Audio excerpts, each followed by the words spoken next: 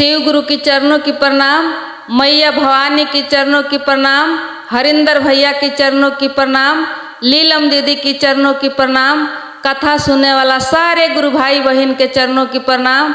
मेरा प्रणाम स्वीकार हो। हे महादेव जी, मेरा प्रणाम स्वीकार हो।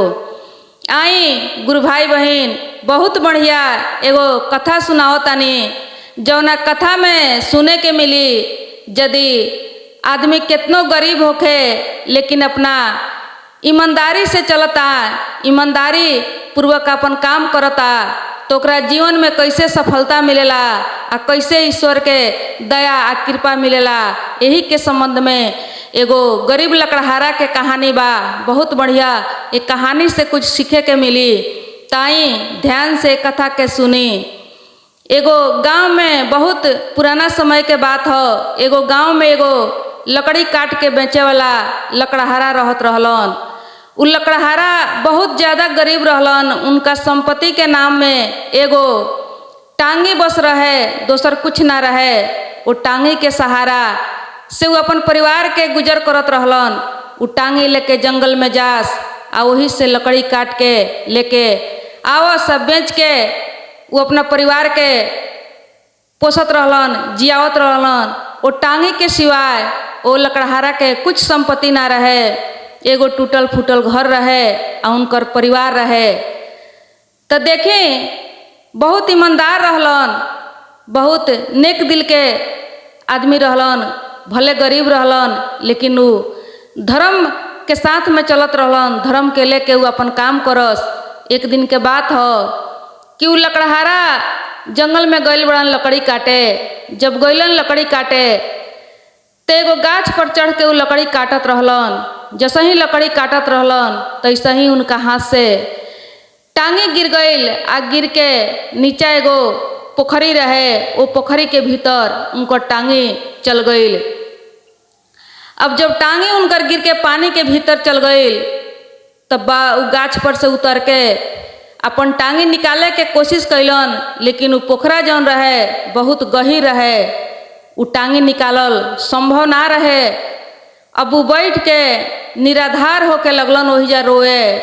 बहुत जोर जोर से रोस, एकदम दिल से रोस कि हे भगवान, हे भोलेनाथ, संपत्ति के नाम में उहे एगो टांगी रलक हो, जौना टांगी के सहारा से हम अपन परिवार के गुजारा करत रहनी हो। आज वो टांगी ये पानी के भीतर गिर गइल। अब हम अपना परिवार के कैसे देख रेख करें, कैसे गुजारा हुई हमनी के, कैसे हमनी के पेट भरी। हम बहुत गरीब बानी, कुछ नहीं खे हमरा पास। रोज के कमाई होला वही से हम अपना परिवार के खर्चा चलाई ने। घर में पैसों नहीं खे कि हम दोसर टांगी के व्यवस्था करें। बहुत दिल से एकदम रोए लगलन। जब उनकर आत्मा से दर्द भरा रोआई जब आइल तो देखी महादेव जी ओई जल के भीतर से जल देवता के रूप में उपस्थित भइनी। आ उपस्थित होके कहनी कि हे लकड़हारा, काहे रोता रहो, कौन ऐसन तहरा परेशानी बा। लकड़हारा कहले कि हे प्रभु, हे नाथ, देखी हमरा पास एगो टांगी रलक हो। वो टांगी के सहारा से हम अपन परिवार चलावत रहनी हो। कुछ जंगल से लकड़ी काट के ले जाके बेचत रहनी हो आ वही पैसा से अपना परिवार के गुजारा करत रहनी हो। वो टांगी ये पानी के भीतर गिर गइल। वही से रोतनी कि अब हमार परिवार कैसे जी, अपना परिवार के गुजारा हम कैसे करें। वही से हम रोतनी।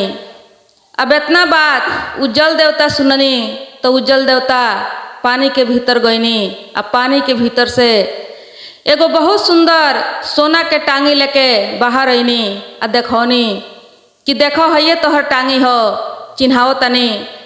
तो लकड़हारा कहले कि ना, ई टांगी तो सोना के लागता, ई टांगी हमर ना हो। हमर टांगी दोसर बा, लोहा के टांगी हो, ई टांगी हमार ना हो। अब जल देवता फेन उ टांगी लेके भीतर चल गईनी। जब भीतर गईनी तो दोसर का बार खूब सुंदर एगो चांदी के टांगी लेके उपस्थित भईनी। टांगी लेके जब बाहर आईनी तो पूछनी लकड़हारा से जे चिन्ह तो हई तोहर टांगी हो।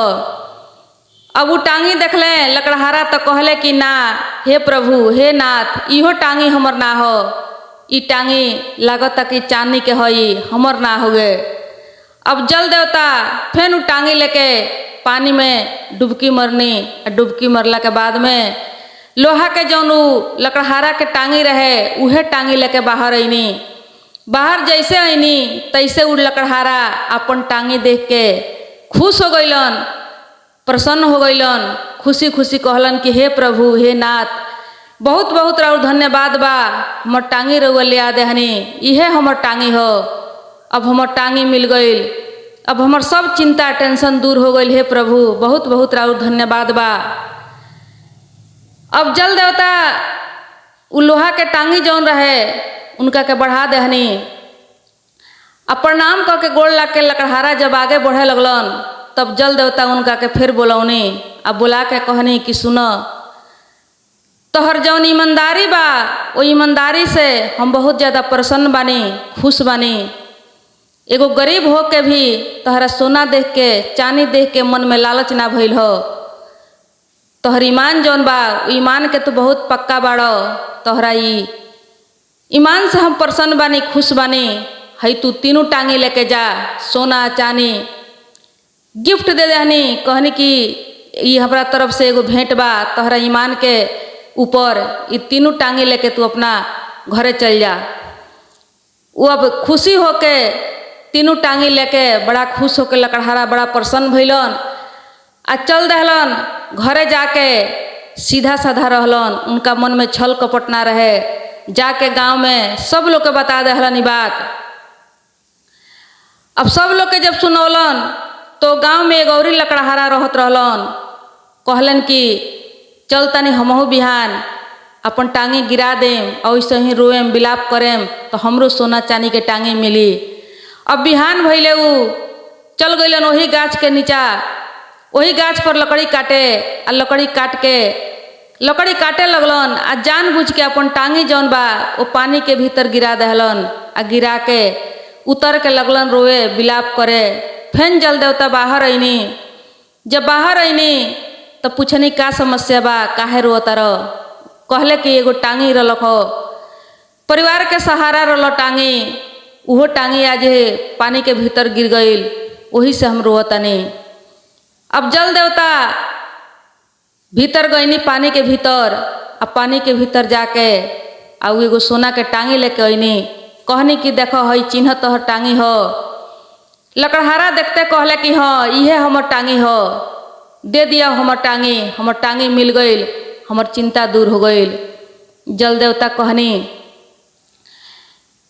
कि जकरा पास सोना के टांगी रही उ भला लकड़ी काटे कैसे आई, लकड़ी के काम उ कैसे करी। ई टांगी तोहर ना हो, तोहरा मन में लोभ बा लालच बा। अब ए टांगी के संगे संगे तू अपन लोहो के टांगी गंवा दहलो।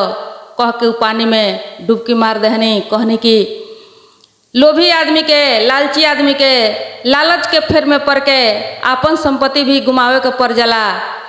अब वो पानी के भीतर चल गईनी, अंतर्ध्यान हो गईनी। जब अंतर्ध्यान हो गईनी तो ये लोभी लकड़हारा जौन रहलन लालची उ रोत गावत अपना घरे अइलन।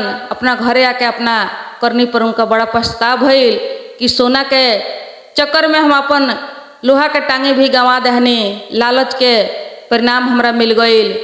तो देखी गुरु भाई गुरु बहिन, आदमी कितनो गरीब होखे लेकिन यदि ईमान पर चलता तो एक ना एक दिन ओकरा ईश्वर के कृपा मिलेला। ईमान में उ शक्ति बा।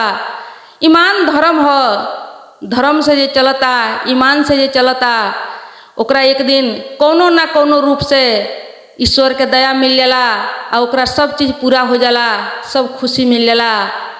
काहे कि भगवान हर जगह बानी, जल में थल में, हम में तुम में, हर जगह व्यापक राम। कहीं बानी यदि हमनी के ईमान सही बा, हमनी के नेत सही बा, हमनी के धर्म सही बा, तो कहीं हमनी के ऊपर यदि संकट पड़ता, कहीं अगर हमनी के समस्या में उलझता निसन तो हमनी के महादेव जी वही जो हमनी के सहारा बन के मदद करे चलाएम। कोनो ना कोनो रूप में जल देवता बन के आ जाएम। आगे में अग्नि देवता बन के आ जाएम, कहीं भी आ जाएम, कौनो रूप में आ सकतानी। बस हमनी के ई मन जौन बा सही होखे के पड़ल, मन के अंदर ईमान होखे के पड़ल, विचार होखे के पड़ल, सही नेत होखे के पड़ल, कर्म सही होखे के पड़ल।